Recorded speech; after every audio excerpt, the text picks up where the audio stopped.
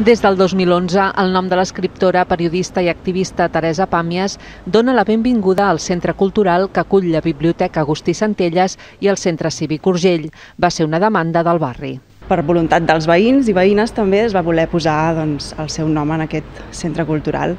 per la seva activitat política molt vinculada al moment polític que va viure, per ser dona i feminista i bé, per més d'una cinquantena de llibres que ens ha deixat. En el centenari del seu naixement no només s'ha volgut recordar el llegat de l'obra, sinó que el visitant pugui aprofundir en altres aspectes de la que va ser veïna de l'Esquerra de l'Eixample en tornada a l'exili. Podrà descobrir a la Teresa Pàmies, a la persona, el que va viure, els seus viatges i també des d'aquest punt de vista del que va viure ella i de qui va ser ella, a part de la seva obra, que a més està molt vinculada a la seva vida amb el que va escriure. A banda de l'exposició del vestíbul, que recull el seu periple vital i que es podrà veure fins a finals de mes, s'han organitzat tot un seguit d'activitats, xerrades o conferències, com la lectura dramatitzada La llibertat irrenunciable, que es fa aquest vespre.